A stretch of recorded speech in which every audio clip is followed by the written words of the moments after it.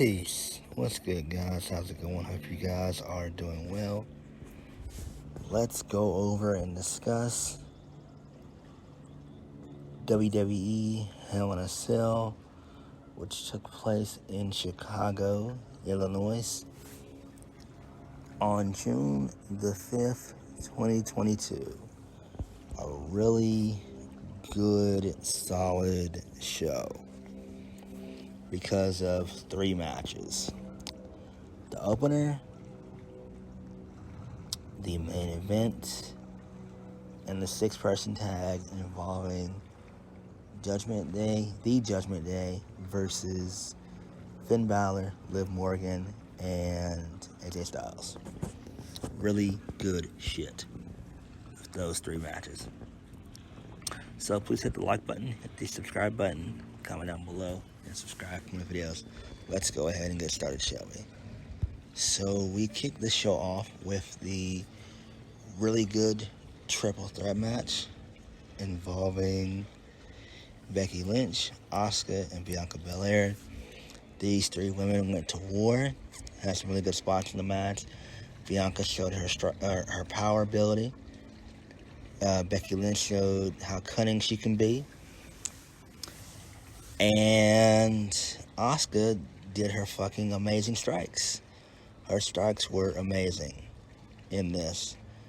She was able to lock in the Asuka lock a couple times on Lynch. But in the end, Becky Lynch throws out Bianca Belair.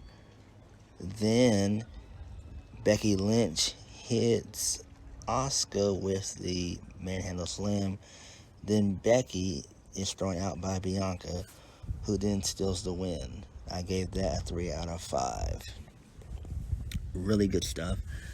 The feud probably will come to an end at Money in the Bank. Probably some type of gimmick match involving either, like, I want to say, a last woman standing match, or a Falls Count Anywhere match, or no DQ match, something like that. Maybe even a steel cage to kind of end the Bianca and Becky feud. Moving on, Omos the MVP versus Bobby Lashley. So Cedric Alexander, he gets involved towards the end of the match. Lashley wins via the Hurt Lock. And MVP did an awesome diss track.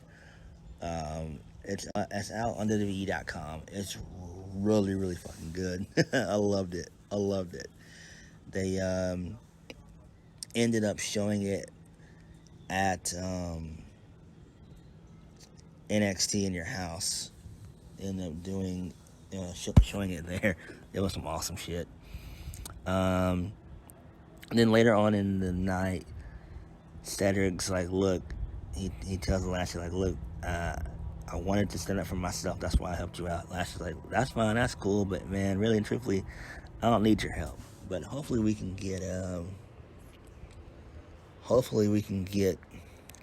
a mini Hurt Business and turn them babyface. That would be kind of cool. I gave the match 3 out of 5. Next, we have... Oh, forgot to mention before we move on. Bobby Lashley grabs a replica WWE Championship. Hoisted up in the air. Crowd goes wild. And I'm like, yes, fuck yes, it's time. We need Bobby Lashley versus Roman Reigns. It's time to make Lashley a champion again. It's time. It is time. Moving on. Kevin Owens versus Ezekiel. Okay, little match. Owens wins via the stunner. And I was kind of shocked because Owens is a heel. Owens should have won unfairly. That's what heels do. Whether it be getting their feet on the ropes or grabbing the tights or what have you, or a DQ victory or what have you. Any type of cowardly victory, should have happened here, but it didn't. Owens wins clean. Owens says that you are Elias to Ezekiel before he stuns him. And then he says later on, going up the ramp, he's the best in the world, taking a jab at CM Punk. I gave that a 3 out of 5, but I'm going to give it a 2 out of 5. It could have been better. Next, the Judgment Day versus Finn Balor Liv Morgan and AJ Styles. Great match. Loved it. The finish was great. So the finish came down to Finn Balor. He was about to go for the coup de grace on Edge. Rhea Ripley, she gets involved. Liv Morgan then takes out Rhea Ripley. Then Finn attempts to go for the coup de grace again. Edge ducks it, and then he spears Finn for the 1, 2, 3. I gave that 3 out of 5. I'm digging where this is going. I'm digging where it's going. Hopefully Tommaso Ciampa will be added to the faction. It needs to happen. And please, for the love of God, please stop thinking that the House of Black is just like the Judgment Day. It's no comparison. We see the Judgment Day on television every single week. When it comes to the House of Black, we see them every blue moon. Literally every blue moon, just about. Just throwing that out there. Moving on. Madcap Moss versus Baron Corbin. Happy Corbin. In a no-holds barred match. Madcap absolutely fucking destroyed Corbin via the steel steps to his throat. So Happy Corbin's going to be out for a little bit. Probably over a month and a half, I would imagine. This feud is finally over. I'm glad. I gave that 3 out of 5 just because of the finish. Madcap is showing a lot of promise, man. Showing a lot of promise. He really, truly is.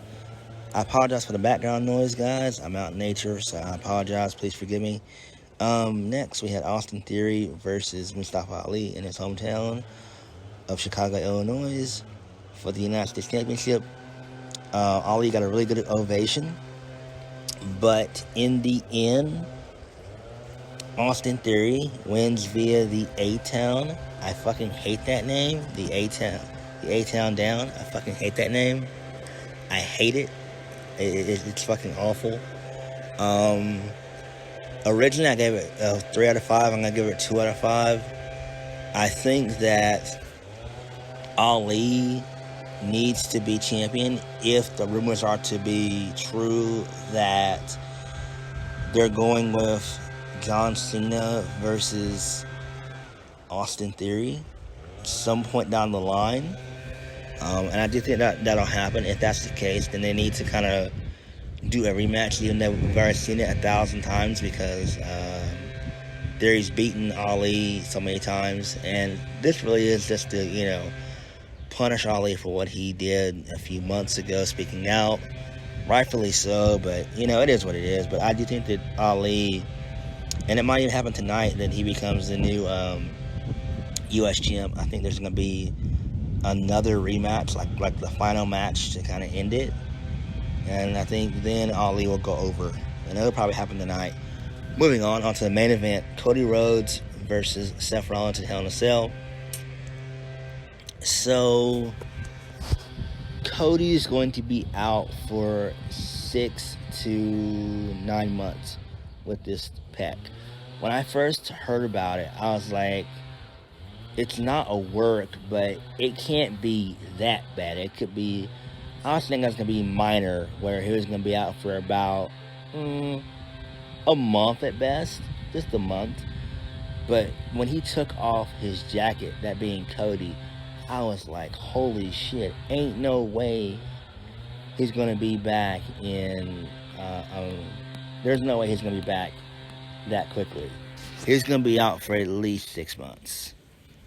At least 6 months. But kudos to Cody for fighting through the pain, because I'll be honest with you, I couldn't do it.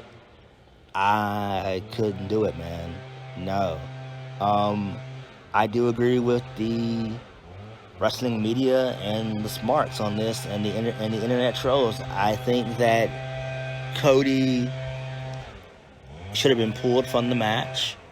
I think they should have changed the match and done the Hell in a Cell later on when he comes back, or what have you.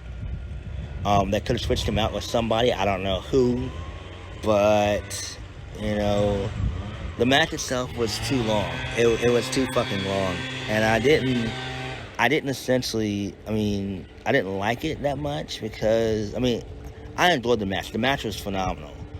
But I think that it went on far too long. I feel like with Cody being in that much pain that he was in, the match could have easily went for at least, at best, 10 minutes. At best. They still could have done all the stuff that they did in about 10 minutes. I love when he pulled the bull rope and he tied his arm and Rollins tied his arm and they started brawling. I love that. I feel like that's the type of match that they should have had, was like a bull rope match, and have it go on for at least, like I said before, 5 to 10 minutes. I would have been fine with that. But in the end, Cody wins via the sledgehammer to the head of Seth Rollins. I gave that 4 out of 5. It was phenomenal. It was great. It was great. Now WWE is going to have to really pick up the pieces. Now with Cody being out, there's going to have to be some NXT call-ups, man. There's going to have to be some NXT call-ups. I'm thinking Braun Breaker, Joe Gacy, Carmelo Hayes. Bring up all of the Legado del Fantasma. Bring up Pretty Deadly. You know what I'm saying?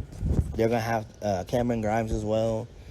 They're going to have to really, really bring some guys up that are prepped, primed, and ready for the main roster. It's just that time, especially with Cody being out like that for 6 to 9 months with a torn pec that bad. Oof, damn. But I'm just thankful that he was able to pull through all that. That's just a tremendous blessing, and I know his pops is proud. I know his pops is just smiling down, just looking down, smiling ear to ear. I'm pretty sure Dustin was happy. His wife Brandy was happy as well. This is a really good match, man. Really good match. But I wish Cody the best. A speedy recovery. The injury bug is real. You got CM Punk out. You got Danielson out. You got a lot of people out right now. WWE is going to have to do something with that depleted roster. They're going to have to do something. And hopefully tonight and on Friday for SmackDown that they end up, doing call-ups. It's time. It's time with Cody being out, with Roman doing like a part-time schedule, like a Brock type schedule, man. They're gonna have to do something. Raw is suffering without a champion. SmackDown, same thing. Roman holds all the gold, and it's just like, it's a cool concept. It's a cool idea in theory, but when it's been done and completed, it kind of doesn't look all too good. So on that note, thank you guys for watching. Please hit the like button, comment down below, and subscribe to my videos. Catch you guys later. Peace.